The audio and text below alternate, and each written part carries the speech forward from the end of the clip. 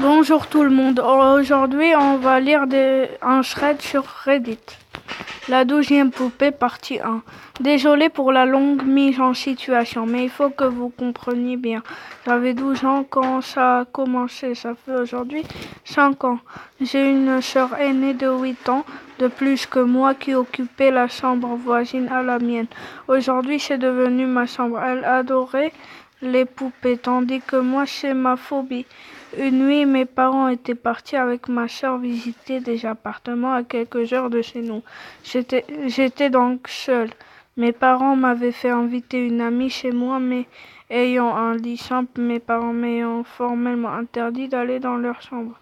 J'ai dû dormir dans la chambre de ma sœur. Je n'y étais pratiquement jamais entrée puisqu'elle aussi m'interdisait d'y aller. Il y a une grande fenêtre avec un petit bureau juste en avant sur le bureau. Ma sœur avait installé 12 poupées. En ayant une peur bleue, je les ai prises et les ai déposées dans la chambre de mes parents. Cette nuit-là, j'ai extrêmement mal dormi. J'avais passé la nuit à me retourner, à me réveiller. Chaque fois, j'avais l'impression de voir les 12 poupées de retour sur le bureau.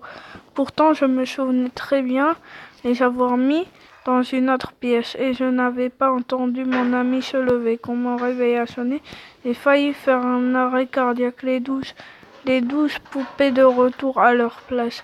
J'ai dû me demander à mon amie, mais elle a nié sur le coup. J'ai pareil cru que c'était elle. Comment les poupées auraient pu revenir toutes seules de toute façon? Le soir, quand ma sœur s'est dirigée dans sa chambre, elle s'est mise à hurler mon nom. Selon ce qu'elle criait, une des poupées avait disparu. Pourtant, comme je vous ai dit, les 12 étaient là le matin. Je lui ai expliqué que j'avais mis ces poupées dans la chambre des parents. Elle était devenue furax. Ma sœur avait passé la soirée à chercher sa foutue poupée en vain. J'avais eu le droit à une fouille intensive de ma chambre également 3 mois plus tard. Ma sœur déménageait, j'ai donc hérité de sa chambre. Heureusement, elle était partie avec ses 11 poupées.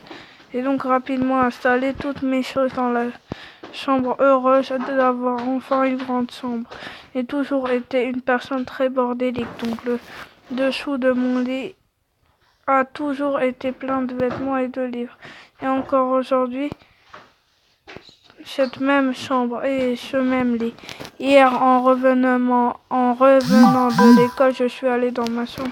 Ma mère m'a demandé de lui rendre un de ses livres que je lui avais emprunté pour l'école il y a quelques mois. En fouillant dans mes étagères, j'ai retrouvé plein de vieux dessins et photos de quand ma sœur était encore à la maison avec nous.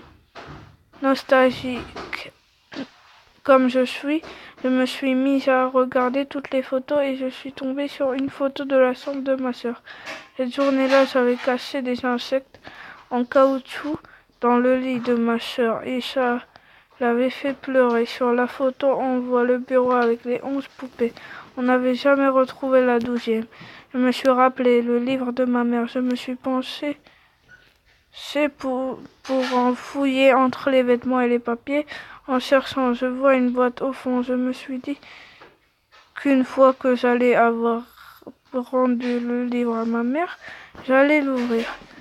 Mais après avoir donné son livre, on a mangé et ça m'est complètement sorti de l'esprit. C'est au beau milieu de la nuit que ça s'est reproduit. J'ai fait un terrible cauchemar. J'ai rêvé que la poupée était de retour sur le petit bureau et qu'elle me regardait. Ça n'a pas été long.